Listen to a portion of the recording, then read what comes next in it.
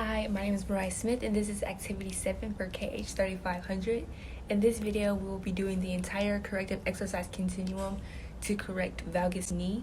We're going to start off with inhibitory techniques, and this decreases the overactive muscle fibers in the overactive muscle. We're going to inhibit the biceps femoris, which is a part of the hamstring group, but we're pretty much going to roll the entire hamstring as well. So you can use any self-myofascial release tool that you prefer. I prefer to use a hand roller on my hamstrings, and basically what we're going to do to release the overactive tissue is make sure that we're relaxed, make sure we're structurally aligned so you can properly roll, and we're going to slowly move until we hit a trigger point.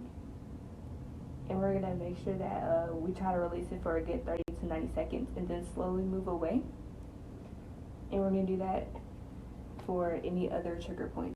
So after we inhibit the overactive muscle, we're going to lengthen that same overactive muscle. For this video, we're going to do PNF stretching.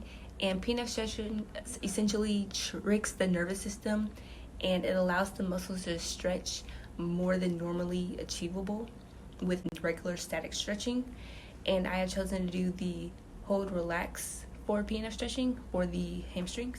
So for PNF hold relax, you can use a partner which can help you with the stretching, or you can use a band. So basically what we're going to do is we're going to passively stretch the hamstring for 10 seconds, and then we're going to flex the hip a little more so the hamstring can stretch a little more.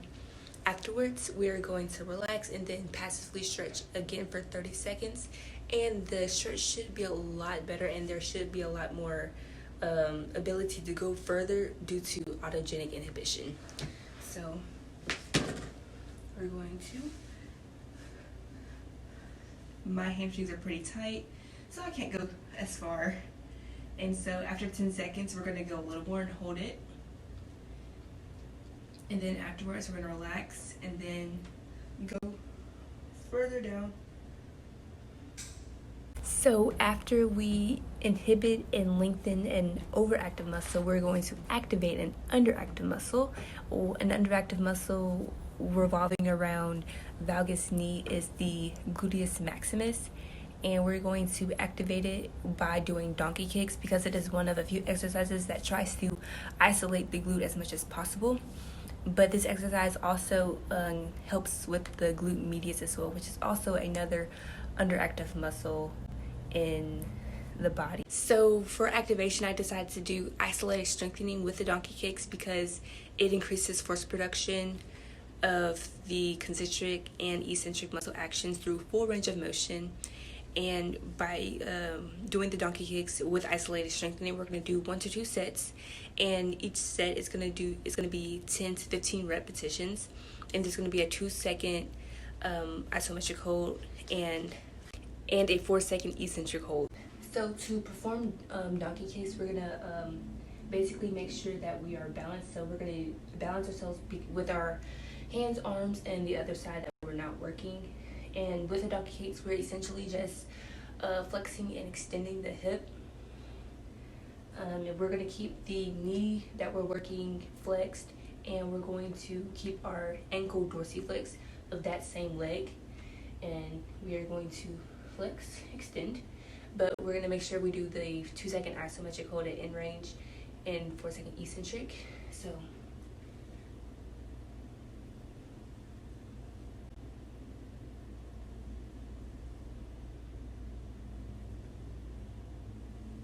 and then we'll do that 10 to 15 times to go to the other leg. And then if needed, after inhibitory techniques, lengthening techniques, and activation techniques, we're now going to move on to integration techniques. And this incorporates the entire human movement system, and it helps you perform activity as you should after all the steps previously. I chose to do step-ups for integration because it incorporates not only the gastrocsoleus of the calves, incorporates the quads, hamstring, the glutes, abdominal, erector spinae, and with step-ups you can add loads, and this can also help with the arms as well. So to perform step-ups, you're going to have an elevated surface, I have a chair.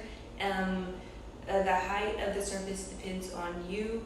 I've chosen to have this height simply because I am having knee problems because I have a patella tendon tear. So I'm not going to try to add too much height because that's going to irritate my knee. So it's all personal to you. And basically what we're going to do, we are going to step up on the chair, and then we're going to end with hip flexion, knee flexion, dorsiflexion. So we're going to hold and then come down and do the next leg. And that is all for this video. Bye.